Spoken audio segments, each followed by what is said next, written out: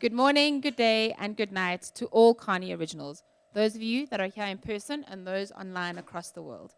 I'm Jo Pole, a senior advisor based here in our Johannesburg office, and on behalf of our managing partner, Theo Sabia, our leadership team, and our entire Kearney family, a warm welcome to our flagship enAble event, From Tragedy to Triumph. Today we'll discuss embracing diversity in the workplace, shattering stereotypes, and enabling and celebrating people of all abilities, as we celebrate Worldwide Kearney Week, as well as our Diversity, Equity, and Inclusion Month for the Middle East and Africa. Our deepest gratitude to you, Ignus and Inge, as you share your inspiring story of resilience and finding hope in adversity. A few housekeeping points. We are recording the session for everyone, and we will share it. Please post your questions and comments for the Q&A in the chat, and we'll also take questions from the audience here. But what's more important is feel free to reach out to us long after today's session. So this week, we honor the heart of our organization, the original people that shaped our journey, and the enduring impact that exceptional individuals have had on our firm's growth, success, and us personally and professionally. And so with that, to our alumni, I'd like to offer a heartfelt welcome to everyone that is joining us today and those that will view this later. Your connection to Kearney is not just a chapter in your past. It's an enduring link, and we deeply appreciate you. Your experience, your insights are a vital part of our personal and our professional journeys, and you speak to the legacy we aim to leave as we do what is essentially right and we create what's next. Your presence enriches our discussions and it contributes to our endeavors. To our colleagues, our current Kearney originals, our affinity networks can be absolutely transformative. There are places where we find mentorship, support, and opportunities for growth. They are not just about connecting with like-minded people or with those with similar interests and backgrounds. They foster a true sense of unity and belonging within our workplace, a workplace where everyone of every ability is enabled and is empowered to contribute. And so by participating, you make a contribution to our culture. You bring it to life, a culture that values the unique you, the qualities that our Kearney originals bring to the table. Together, we make Kearney stronger, more vibrant, and better equipped to solve tomorrow's challenges today. Then to our friends, those that have faced visible and invisible disabilities or lived with either of those, your journey of resilience is a source of constant inspiration to all of us. Today's fireside chat is designed to enkindle curiosity, not just any curiosity, empathetic curiosity that deeply influences our well-beings, how we interact, our communities, and actually the world at large. So special thanks to everyone that is here today, to Inge and Ignus for your presence. It's always good to be in person, so much appreciated. And to Francois for your leadership of our enAble network and for hosting today's discussion. Without further ado, we'll play a video where a few of our Kearney originals from across the globe, we've actually called it Chasing the Sun, will share what enAble means to them, and then Francois will lead us into the fireside chat. Welcome, everybody.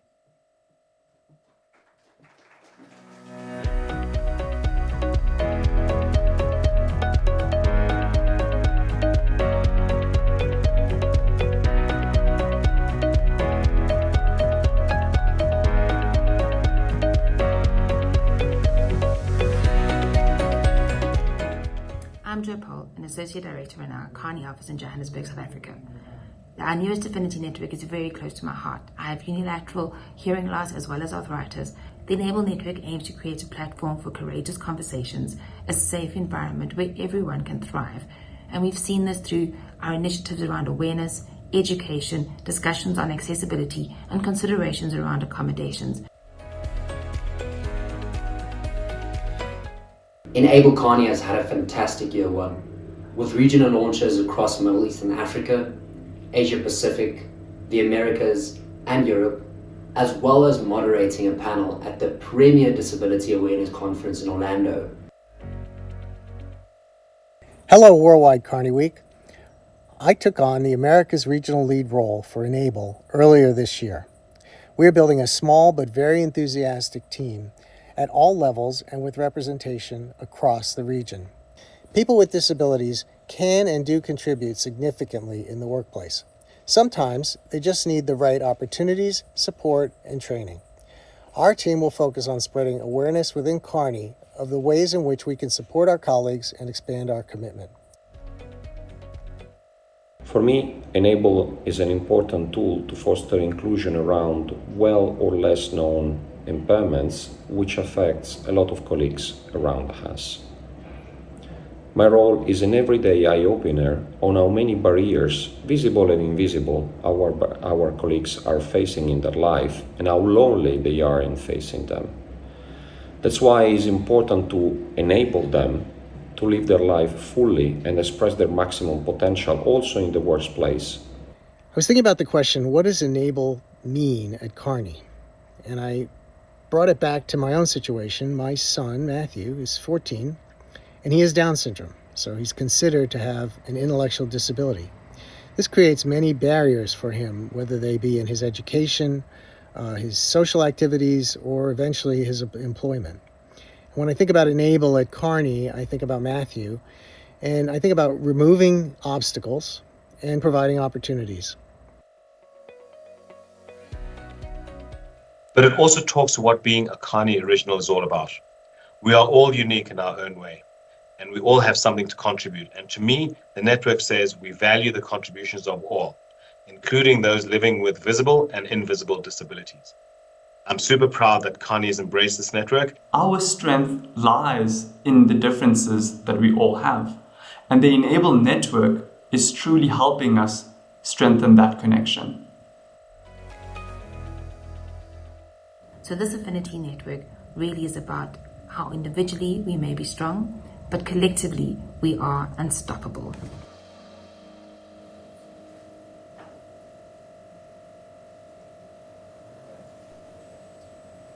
Thank you so much for that video, and thank you so much, Joe, for the kind words. I just want to welcome everyone here in person. So for those of you who joined us online, we've got our lovely Johannesburg office in person, and for all the alumni as well as Kearney Originals online. I'm Francois Klomp, the regional Middle East and Africa lead for enAble Kearney, and I'll be leading this panel today. And alongside me, we've got Ignus and Inge Rocher. So I'm going to share a brief bio about both of them, but I personally just want to thank both of you for being here.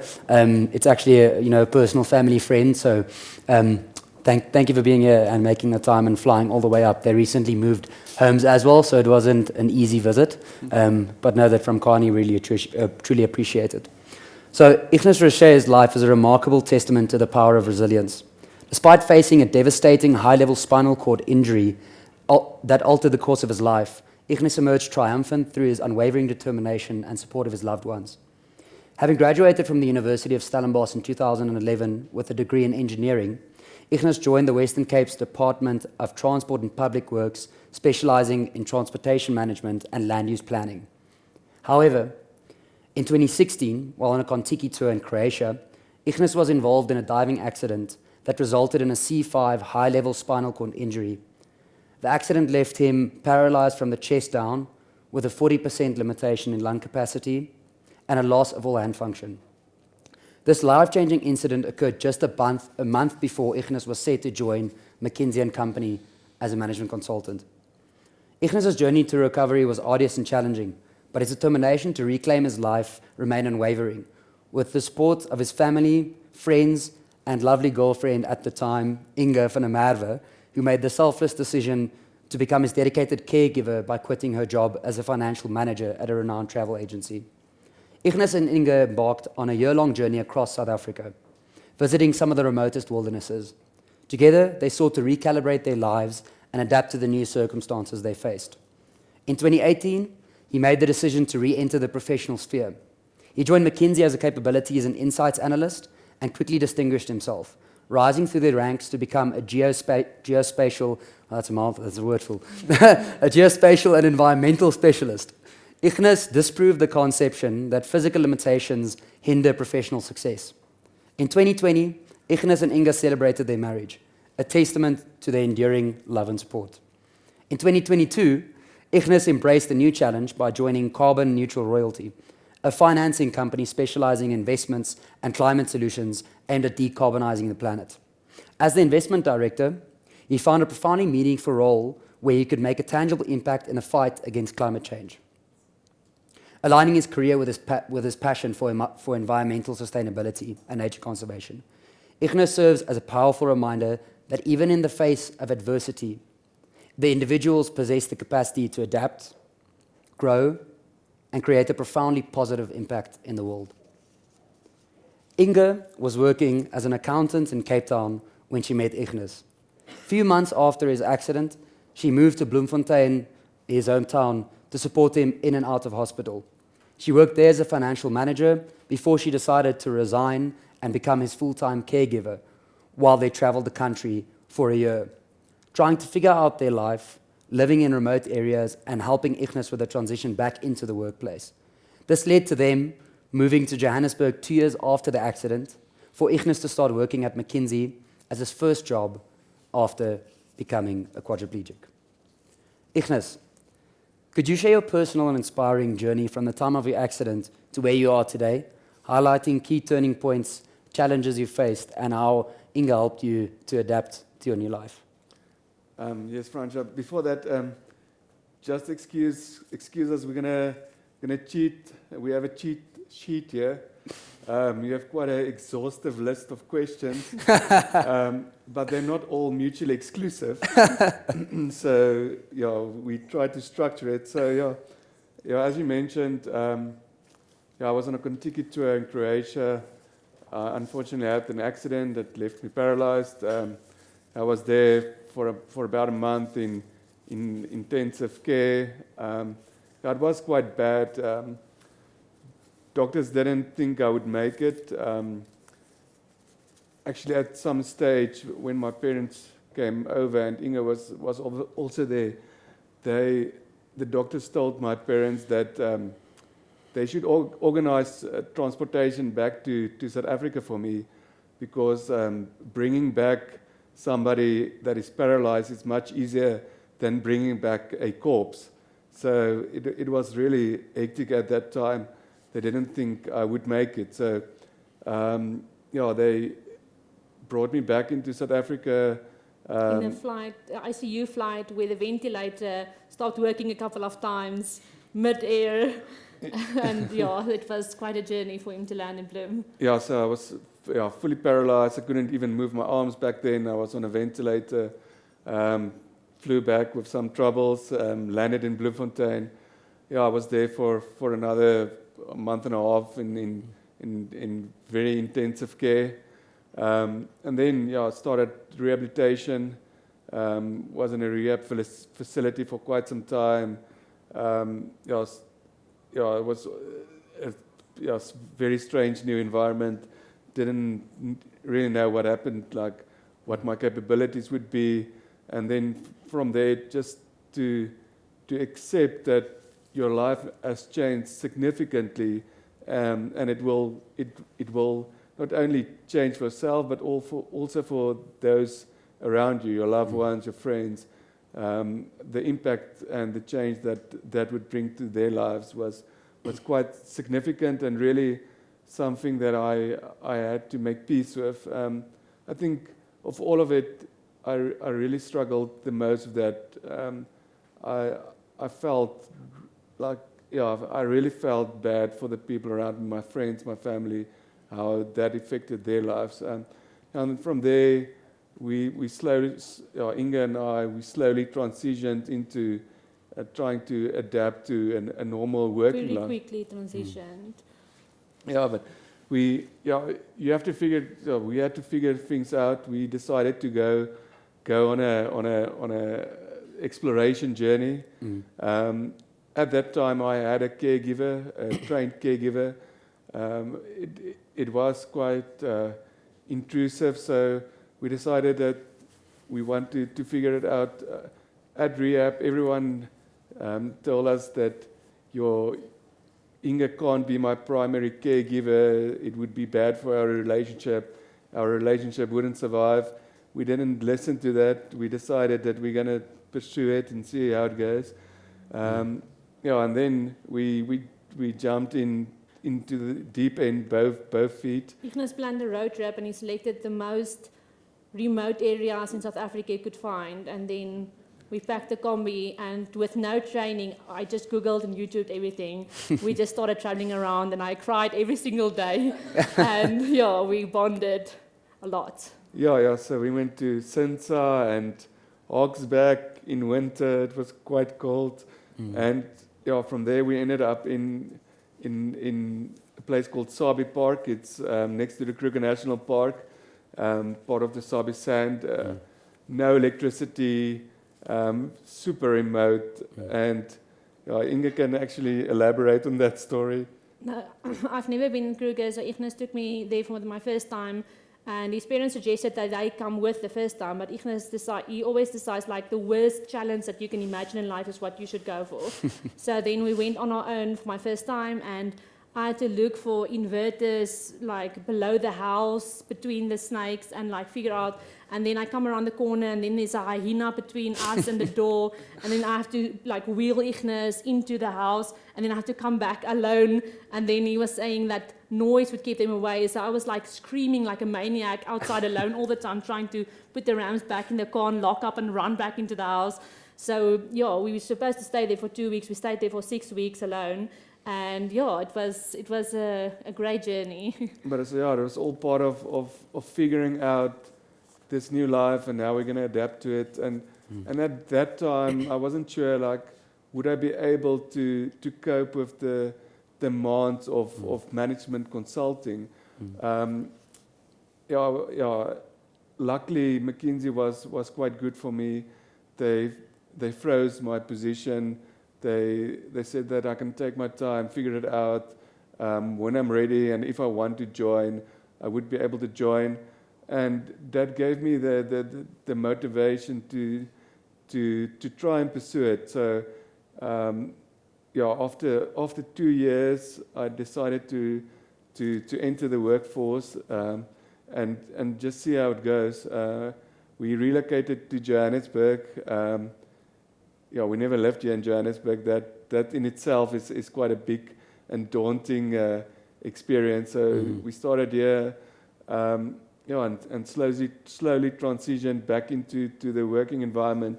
I had a couple of setbacks. I had 3 major surgeries thereafter. It's called a syringe operation, where they had to then they had to operate in your spinal cord. They put a stent there that helped drain some of the spinal cord fluids. So after each one of them, I had to go through full rehab again. I lost all arm functionality. So those operations were quite bad and demoralizing to go through that whole rehabilitation again. So that was quite bad. But McKinsey was quite good for us. Every time they supported us, through the whole process, I never lost my job. I was actually promoted a couple of times, and supported throughout the whole journey. That's incredible. That's wow. I'm almost lost for words. The journey that you guys went through, and how you just embraced it and grew together, and also acknowledging that there's challenges that you face. Also coming from someone that joined the disability community overnight from my family, that's very close to my heart, and I kind of can empathize to the challenges you had to face, but you faced them and look where you are today. It's such an incredible story to hear. I want to move on to you, Inge. So as we delve into this conversation, could you maybe share your personal journey and the pivotal moments that led you to become such an integral part of Ignus's life, just reflecting on what he just shared? So I never imagined any of this, obviously, or that I would, not me or my family ever imagined I would go into this kind of position. And we were still very early in our relationship, trying to, I was literally trying to make a list of the potential red flags, still to be careful. So, and then when he had his accident, we were not very serious yet. So I had my doubts, and everyone around me had their doubts. And I just kept feeling like I couldn't not be there. I would miss out more and always wonder what would have happened. So I just felt drawn towards him and to try and see it through and see where it goes. But it was also an interesting journey because I decided to fly with his parents over, but then I would keep thinking we haven't even had a serious conversation about our relationship. So imagine I arrived there and then he's in a ventilator and he's like, why are you here?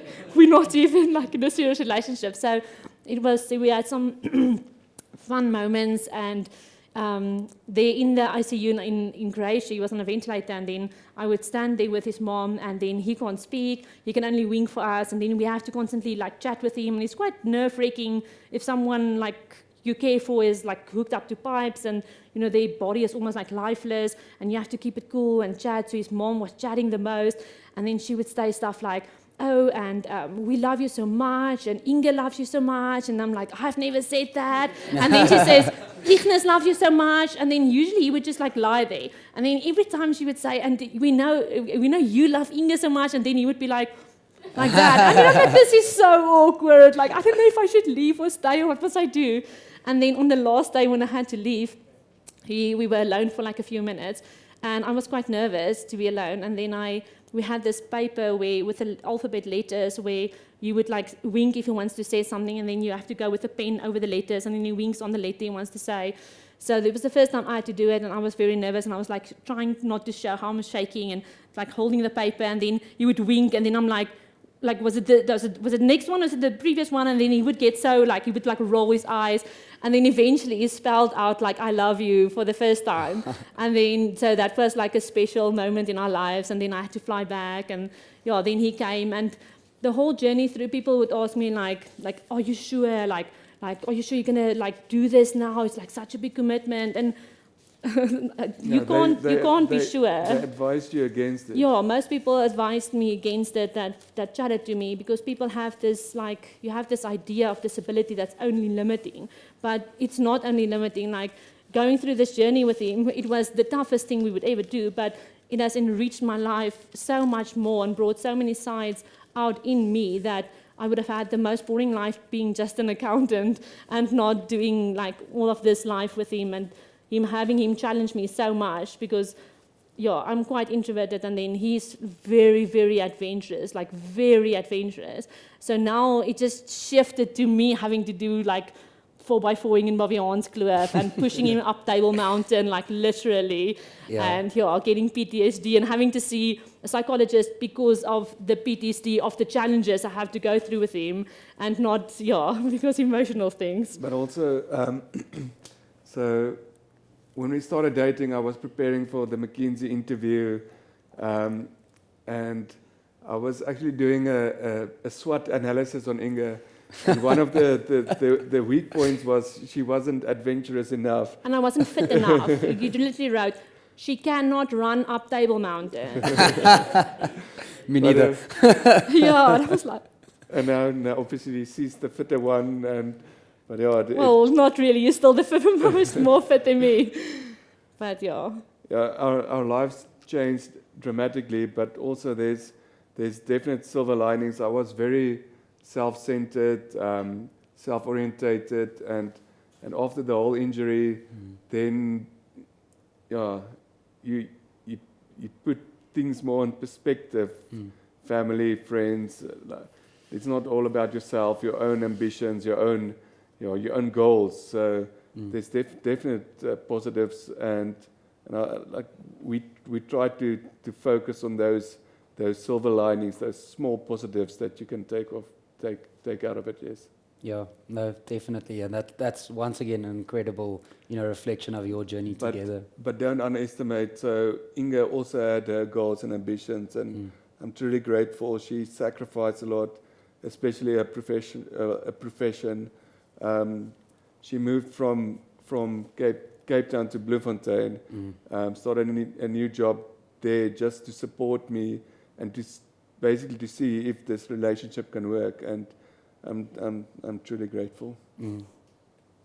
No, that's absolutely incredible, and I think the takeaway from that is seeing the person first, and both of you saw each other first. We recently had a charity outreach to a local home for women living with intellectual disabilities, San Salvador. It's right on our doorstep, and I think it takes you out of your self-centeredness, like you say, and your permanent drive as a consultant, in our example, to, you know, get the promotion or get your next milestone, and just take a step back, see that, okay, it's actually a person that I'm interacting, and see the person first and humble yourself, you know. Yeah, so that I can think it was an amazing journey that both of you faced.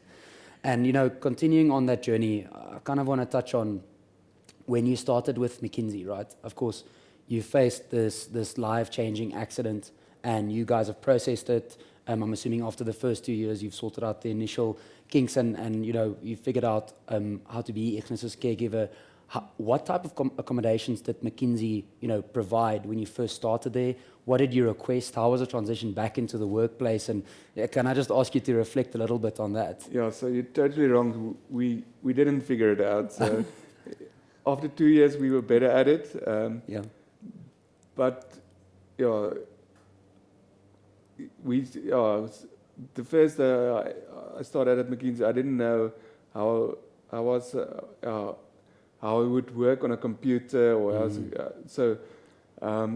The biggest thing McKinsey did, they gave me the opportunity to explore it. So slowly transition into working. Back then, I really struggled with my blood pressure, and I was getting exhausted quite quickly. So yeah, in the beginning, I worked a couple of hours, 2 hours a day. Slowly transitioned, figure out how to use dictating software and all of that. But what McKinsey did, or what I can propose Kearney do, is give somebody opportunity. They'll figure it out, and also then just the small things like if you can open a door for me, do that. Or if you can see Inge struggling, so if you see she has to carry bags, if you can support her, that can also support somebody disabled. It's not only the person that is disabled, but also the person that is caring for that disabled person. That can help tremendous. And then small things like parking and making sure you have the dictating software and the right equipment, like the right height of tables and things like that. That does make a difference. Yeah. No, 100%. And anything you want to add? Small things for me, because I would come in and out, and try and be there for him, but not impose too much, that he can still have like a normal kind of work experience. But some colleagues would just be like, you know, like, can I give you a glass of water? And sometimes, like, some people might feel like, no, thank you, I'm fine. But sometimes it was welcomed that someone offered you just to put a glass of water nearby, or to like print it. Like, if you even need something printing, you know, you can just like, let me know quickly and I'll grab it for you. Otherwise, he would try and work around it, and just like very small things like that. Yeah. But saying so, for me, the worst thing is that if you make my disability like the center of the conversation, that's terrible. So don't you know, if somebody is disabled, don't ask him like, don't revert to. It's an easy conversation started. So why are you in a wheelchair? Yeah. I'm still me. I still have passions and interest.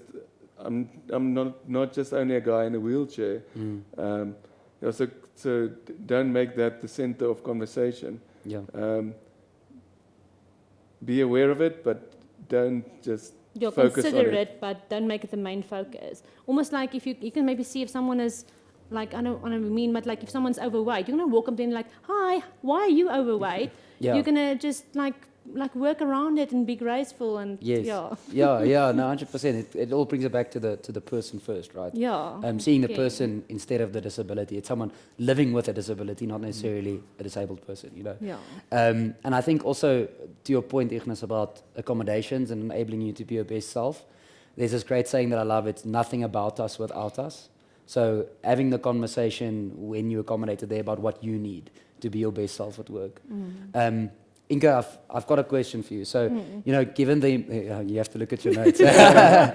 So, given the importance, you know, of caregivers and community for someone living with a disability, how did the company accommodate you specifically, and how did they enable you to be there to support Ignus at work, outside of work, and, you know, just general examples that we here at Kearney can try and follow?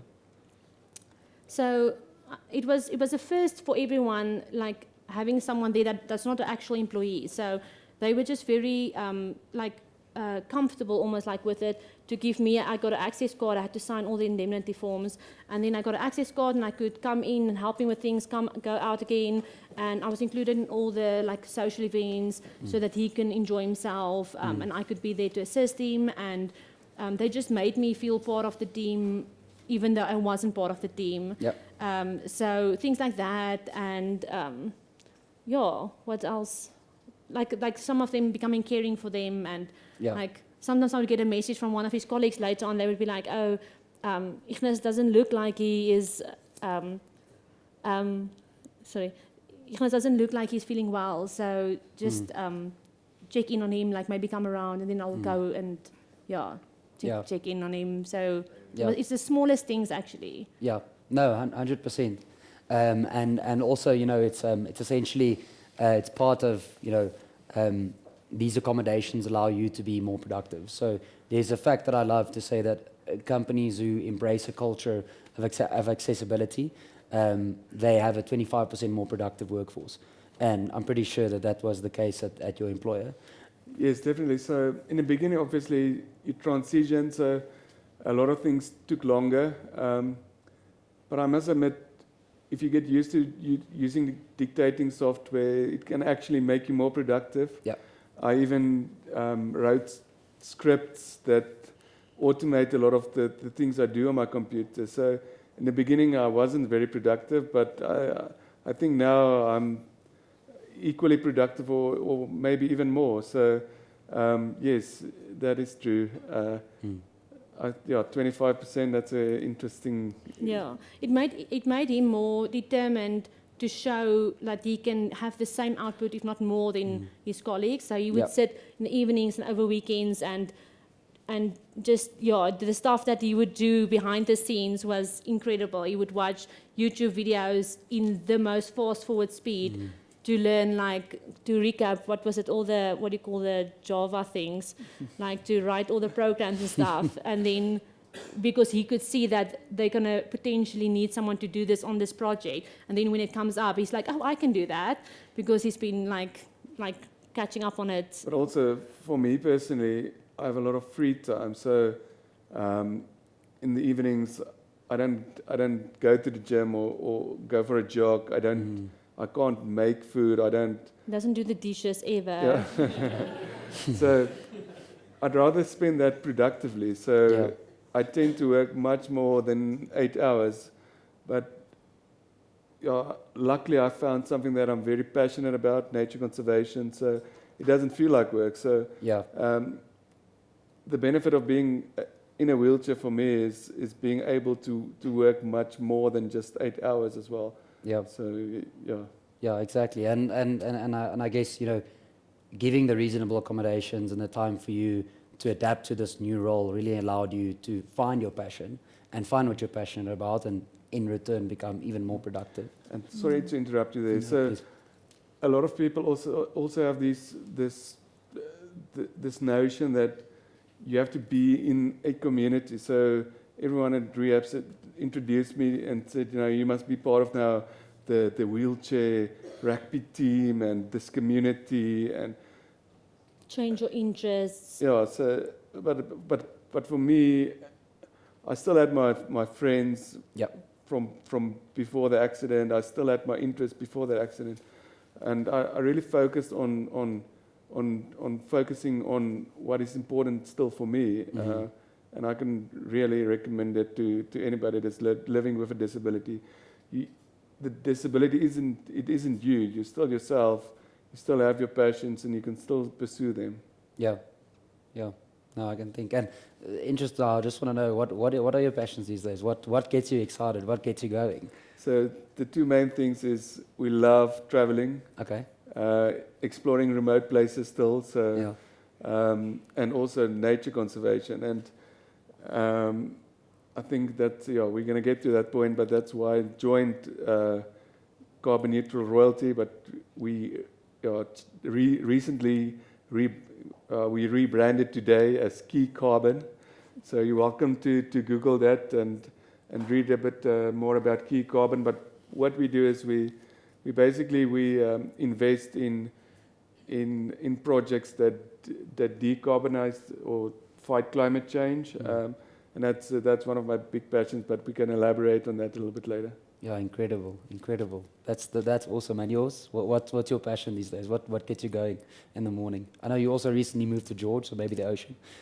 Yeah, well, I think I started living more with Ignus, which is crazy.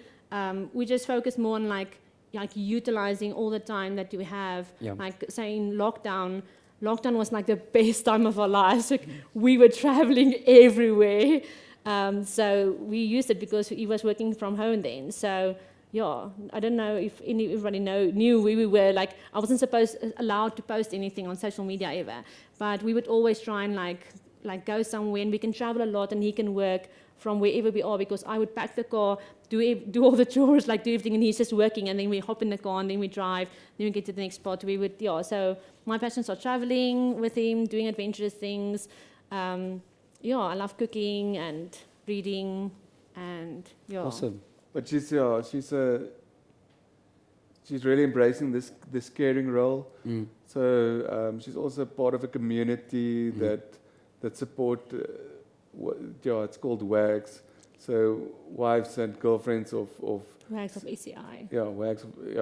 Yes. Yeah. So maybe you can. Yeah, please. So that's exactly where I wanted to get to. You know, the importance of community and disability empowerment. So as an example, we've got the enAble Kearney network, which is our affinity network for people living with disabilities, advocating for it, and we've seen the impact it has had on the firm, as well as our communities, as well as the individuals within and outside the firm. And I understand that you are vice chair or chair of this WAG community, so maybe you can expand on it. It sounds impressive, but it's just, I was just like the South African ambassador of it, but it's just like an online community of the wives and girlfriends of people living with spinal cord injury. And it was just an online thing that just started to help people to feel more like a sense of community. So when something like this happened, usually it's about the person who's sustained the injury, which is fair enough. But then a lot of the times you get overlooked as the caregiver or the wife, the spouse, and how it affects you, and you feel very isolated because you can't really talk to anyone about it. So the things you want to talk about is like very different, and people sometimes get uncomfortable about these things. So it was a sense of community in those aspects where you can talk about the weird and uncomfortable things that you have to endure if you are in this position, and you start feeling like you're not the only, because when it happens, I was the only person I know whose like boyfriend is now a quadriplegic. So it's kind of, it's scary and isolating. So it gave me a sense of community. And then there's lots of tips and tricks that they give you, because it's not these injuries are not like, the one is not similar to the other. They encourage self-care, and they also encouraged me a lot to ask for help. So it's a weird thing where when you go into this, if you're in this situation, you need a lot of help in the beginning, and it becomes almost like overwhelming, and you just want to try and be normal and not have people like offer help and ask you about things and look at you and just like overwhelm you. And then when you start getting the normal, you almost don't want to ask any more for help. It's like a very weird transition to go through. So I had to get used to, again, like asking for help when I need it, and not saying no, it's okay if someone offers to like help me with something or pick up something for me or carry it, whatever. But also they reminded you to keep your own identity. You're not a caregiver now. I struggled a lot with it's. So when you suddenly, your sole kind of purpose in life becomes supporting someone else, like physically, emotionally, everything, day and night, then after a short while, it feels like you lose your identity. You don't even know, like like there was a time where if you asked me what my interests are, like I would like start having almost like a panic attack because I feel like I don't know. I can just talk about him and what his interests and passions are. Like I don't even know what mine were, and I would be nervous of going to a braai with friends and feel like I don't have anything to talk about with friends because I don't have a official job, you know.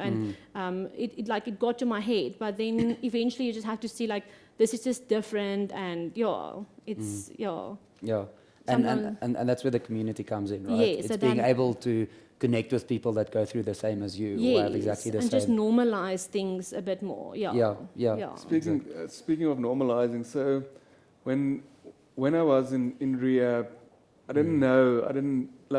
I knew no disabled people in the workforce, and I was Googling consultants in the consulting industry. Are there any real examples? And I came across an article of a lady that was also a quadriplegic that were thriving in the consulting industry. Yeah. And I can vividly remember the article, and the lady, she was involved in a skiing accident. She also had a high-level spinal cord injury. And she said that she was actually very successful because being in a wheelchair, it's a constant problem solving. So yeah, if you like even today the flight here, it's a problem solving. You have to figure out like who to contact, all of that. So just being reminded of people in the workforce thriving with disability, that for me that opened up some like it encouraged me to pursue this profession. Yes. Yeah, no, definitely. I think, and that's a prime example of today's fireside chat. If you take, if you share your story and you're brave and you're courageous to share it and turn it into a triumph, then that's going to allow someone else to look up to you and to also be able to open up their story to the wider community. It's kind of like a chain reaction that you unlock. And, I think going on from that, I want to go over to, as you know, we're part of the Middle East and Africa DEI month, currently ongoing, with the theme Accelerate and Celebrate. And as well as this chat's theme, which we wanted to go tragedy to triumph, right? A couple of key things that we heard from panelists in the conference we attended in Orlando was going from post-traumatic stress disorder to post-traumatic growth, and from going to disability, survivor's guilt to survivor's pride. So I just want to ask you, how do you make that mental shift, and what's been your most incredible achievements since this life-altering accident that happened?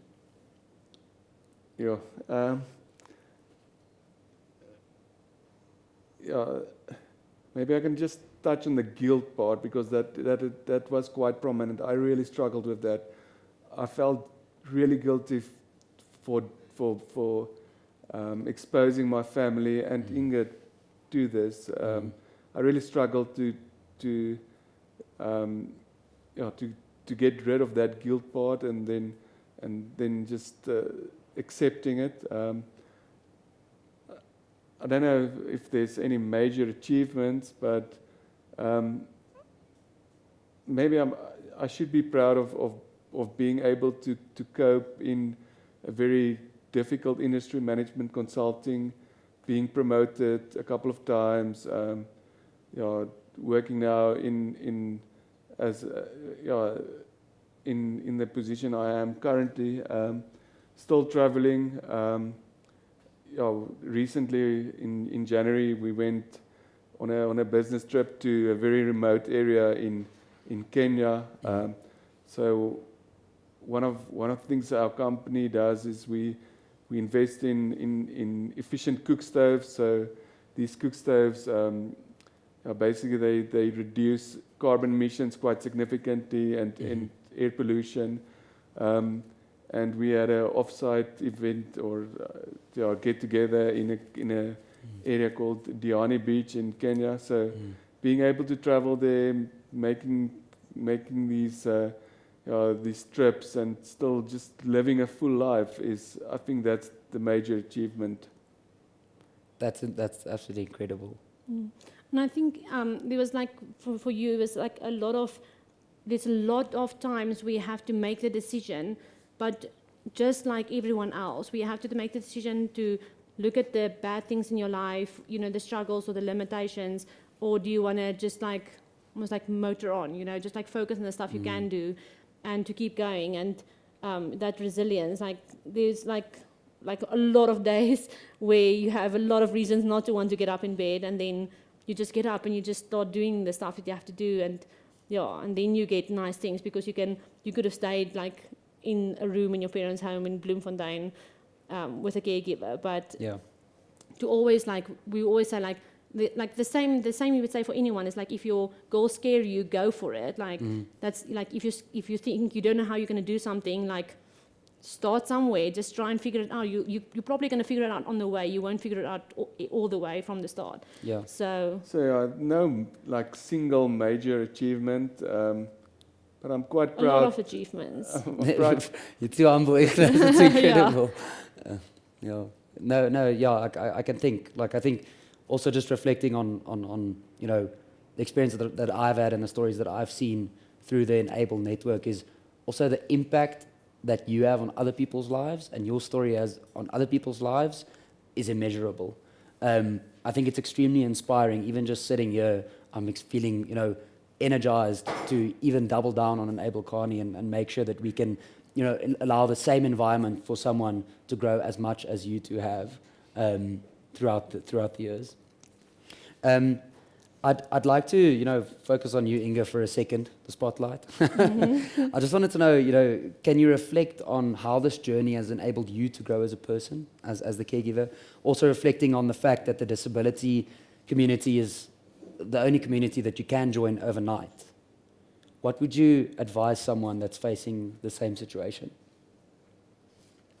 So, like no one ever thinks this is going to happen to them. Like we didn't think it was going to happen to us. And I remember it was probably like 3-4 years of this accident where some days I would still be like, this did not happen to us. Or I would wake up and be like this is impossible that this happened to us.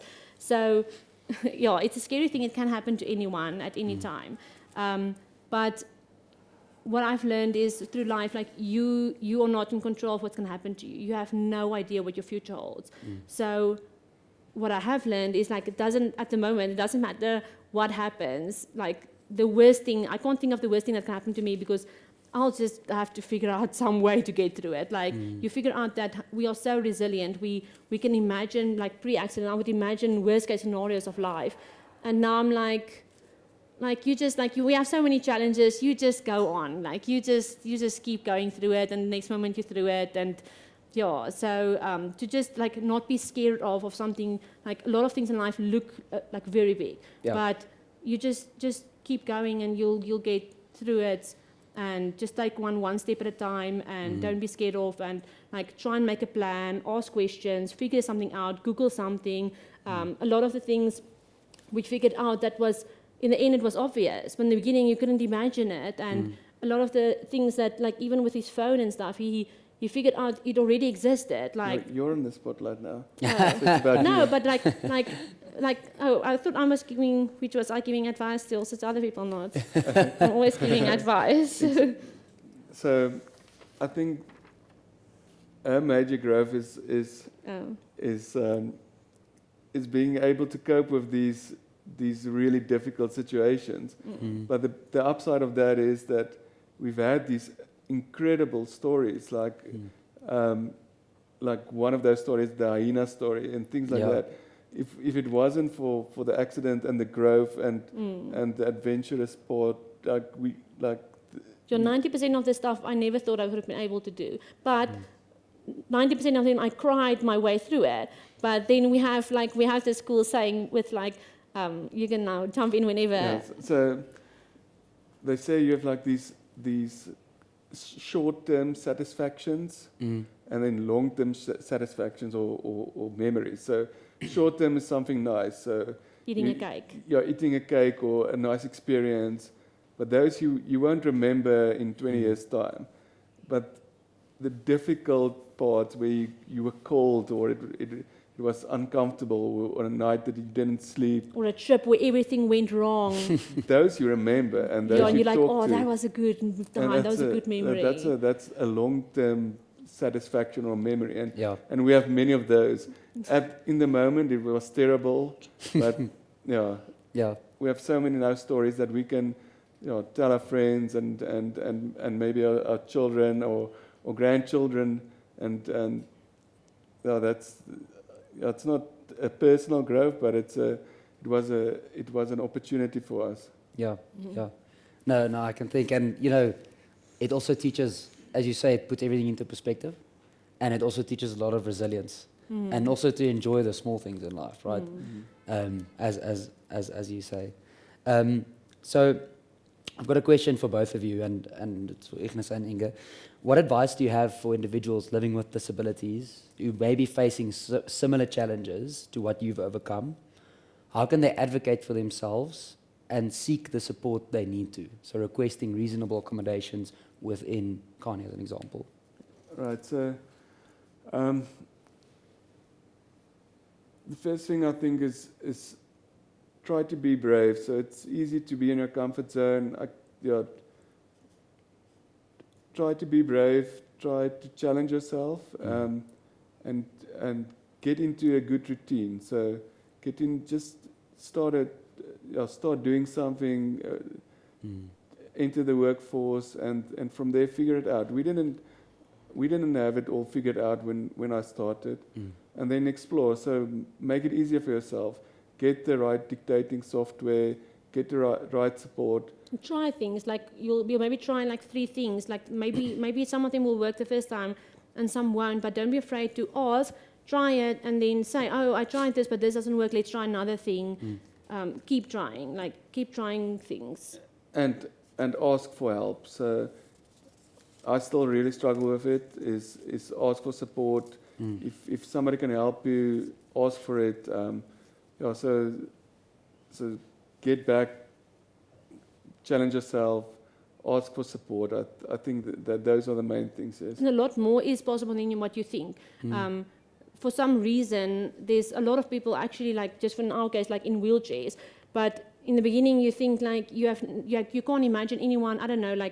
Some people, I've spoken to some young kids who they can't imagine getting married or being in a relationship, and then they're surprised to see us in a relationship, and then I can show you on the wax of SCI, there's so many hot girls, there's lots of positives for going for a guy in a wheelchair. I can list them. So it's all about the mindset and the perspective. So don't be scared of just because before something happened to you, you didn't know about certain parts of the world and life. There's a way around almost anything and everything. Yeah. That's beautiful. So keeping a positive mindset, as you say, and just shifting your perspective, showing up every single day. Yeah. And then also I think, you went on the theme about asking for help. I know it's a difficult thing, but reasonable accommodations need to come bottom up. But at the same time, you also need to have, let's say, the policies in place to enable people and the communities in place, such as enAble, for people to be vocal about it. So it's all about creating a platform for people to actually be vocal. And you find when the first 5 people share their story, most people will share their story. Yeah, and you'll be surprised how many people have stories to share. Yes. Of invisible. I'm going to intervene here again. So there's a story. So when I was still in rehab, before rehab, in hospitals in Bloemfontein still. It's an Afrikaans musician, Matthijs Root. He's also in a wheelchair. He actually came and visited me, and I can also recall he said that most people are living with some kind of disability, some visible, some invisible. You can see my disability; it's clearly visible, but obviously you have mental issues, you have all kind of other issues. Somebody struggle with financial issues or whatever. So everyone is struggling, or most people are struggling with something significant issues, and just being aware of it and being supportive. So it's not only being noticing like physical disability. There's so many other issues that you can't see, and just being aware and kind to people, and you don't know what that person is going through. And not to be afraid to like bring it up in a conversation between friends, colleagues, anyone, because then you actually find out, like even with like depression, I figured out like if you bring up the word depression these days, I get actually, I'm passionate about it, because then you start hearing like, I don't think there's a single person in this world who hasn't suffered from some sort of depression at some stage in their life. So it's like it gives you power to talk about it, and you learn more about it. You learn more about people, how you can support them. Yeah. No, That's a big subject. No, definitely. And I think, we recently did some research, and there's a lot of reports going around in the disability community. So some of the facts state, you got 16% of the global population living with a disability. That's about 1.3 billion people. But 80% of this they estimate is invisible. So it's about, creating the platform for people to come forward and open up and normalizing the stigma. Yeah. Otherwise, you're never going to know if someone has an invisible disability. Yeah. So I fully agree with your point there. I think moving over to your role, Ignus, and how you shifted now to Carbon Neutral Limited, how was that shift? Going from, I'm assuming at your previous employer, you were comfortable or relatively comfortable, and you had the accommodations you needed to perform, given the promotions, and now shifting to a completely new role. How was that? Any key lessons learned when shifting jobs? And any reflections there? Once again, don't stop challenging yourself. So and still pursuing your passion. So I joined Carbon Neutral Royalty, or Key Carbon now, because I'm very passionate about nature conservation and fighting climate change.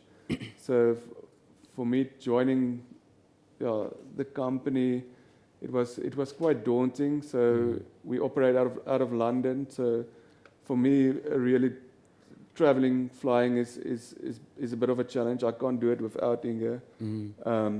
And obviously, it's quite expensive on a company. It's expensive, small things like that. So having somebody disabled in your company, it does cost more. You have to have parking, you have to have dictating software, you have to have computers or your caregiver flying around, or long flights, you have to use business class, so it's expensive. So it was challenging to see the traveling part of it, and the new environment. So how would they support me remotely? But at the end, it worked out quite well. It also motivated you a lot more to work even harder. So I feel like you always try to have like the biggest output of like everyone else around you. I don't know. So Ignus would work really hard and try and like always like overachieve people, and he likes. So for a lot of his colleagues, that he would work with them for months and months, and then they find out he's a quadriplegic, and then they're like, no, but they don't understand that. So this whole time, like you've been paralyzed, like all the way down, and your hands doesn't work. But how have you done all these reports? And then you can feel them, you can see them in their faces, how they feel like they haven't been given enough output in their jobs. I think it basically boils down to. I continuously have this urge to prove myself, and that's why And you would always go for a challenge. Like sometimes I get scared. Like if Ignus like does something for a certain while, he's just gonna come to me. It's gonna be like, right, this is too normal now. We need another challenge in life. Like we need to move somewhere, or we need to do this or do that, or some challenge. But I think that's something that helps you with your personality, which is a great thing that you kept since before the injury. It's incredible. You're breaking the stigma every single day. That's really, really great. And it's also just reflecting on how important your role as well is in Ignus's life, and enabling him to break that stigma every day. And just it's just an incredible story. I can't reiterate it enough. I think before we move over to Q&A, I've got a final interview or question. So, well, you've recently shared the news that both of you are expecting. Congratulations. Can maybe just get a round of applause for that? Could you share your emotions and thoughts upon receiving the news that you're expecting a child, a baby girl, if I'm not mistaken, and despite previous medical expectations, once again breaking the stigma, and how has this incredible moment changed your outlook on the future? So so we spoke about passions and interests, and for myself, but even more for Inge. So being a mother, I wouldn't say it's a passion, but it's what she like. She really wanted to. We really wanted to have a family, and it will be very difficult because having children without a disability is a challenge in its own. But we really wanted to do that and have children, and we could have easily said no and gave up on that idea. But maybe you can take us through the whole journey and challenges that the actual challenges that we had. Yeah. Well, after this accident, we were told that it's going to be a challenge, and then it was told that it's going to be impossible. And then we just started Googling more and researching and figuring out. And luckily Ignus doesn't mind drinking pills because I just give him supplements always, just chunks and handfuls of pills. And then we were just seeing different doctors over the years and just trying to figure out if it is really impossible, because we've learned now that you get impossible and then you get challenged. There's a big difference, and sometimes people think something's impossible, and then we just kind of figure it out. Being on the beach in Diani, where it should have been impossible for us to be, but we were. So we were just moving around to doctors, and then we found a doctor, and then there was it was basically a miracle, because where there was none, we found some, and then we were able to go through. Then we thought, well, yeah, we got it, and then we did one round of IVF, and it was a failure, and we did another round of IVF, and it was a failure, and then you're obviously it's not going to be easy, and then after 4 rounds of IVF and 15, 16 embryos later, we finally pregnant, and it's still it's still surreal. It's starting to feel more real now, but some days we're still a bit are we honestly having a baby? This is crazy, right? But we're having a baby. Yeah, but basically, if I can tie it back to some of your earlier questions, so it was also a very big challenge for us, but we embraced the challenge, and we're very glad now that it's been an active 4-year effort to get to this point, and we're very glad we are here. I know that you're going to end this soon, and before you do, I know I referred a couple of times to McKinsey, and Kearney is in the same industry, and what you guys are doing here is incredible. I'm actually getting a little bit emotional, but just thinking the impact of that one article had on my life and what you guys are doing here. You're going to affect so many people, and it's amazing. Thanks for that, Ignus. I'm also getting emotional. I think if I can affect one, I just want to see a future where my niece can also be in the corporate world and also have an impact and also share her story. So I really appreciate that. Yeah, I encourage people, if you do come across someone with a disability, to rather think to change your mindset to I wonder what interesting things this person has to show me, to teach me that someone else maybe cannot, instead of just looking at the disability. Because I promise you, there's going to be more than a few things that you're going to be like, oh my word, I met this person today. You will not believe whatever. Yeah, no, 100%. I always say it's absolutely incredible. If you see the person first, then they're actually the most interesting people you'll ever meet in your life. And they're hilarious most of the time. Well, I guess I really hope it's twins too, by the way. No, it's one. I guess that's the end of the formal interview portion. So I really appreciate all the answers you've given. I know it was a couple of challenging questions. That's why I shared beforehand, disclosure. But I really appreciate the honesty. I really appreciate both of you sharing your story. And hopefully it can inspire so many people within Kearney, as well as all of our alumni, not necessarily at Kearney anymore. And yeah, it was an incredible discussion. I think we're going to open up for the Q&A if there's any questions from anyone in the audience or online too. There's just one comment that's come up again and again, and maybe just to say it. So you've got a couple of congratulations just in the chat to let you know. But how can we teach the children in our lives to be inclusive and attentive towards those with disabilities?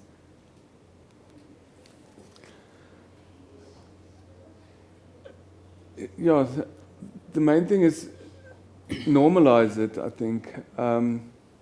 If you see people in wheelchair in the workforce, then it's not strange. And yeah, encourage them to ask questions. So if your child sees somebody in a wheelchair, explain to the person what exactly is wrong. Don't try to avoid it or make it strange. So normalize it, I would say. I love that. I think it resonates quickly just with something you said, if I can add. So in the end, it became obvious that what we thought was impossible was actually only the beginning of what we could achieve. So thank you. Any other questions? I think we're all in all. Okay, great. Then if there's no further questions, I think Theo he's going to close the session for us and just, say some closing words.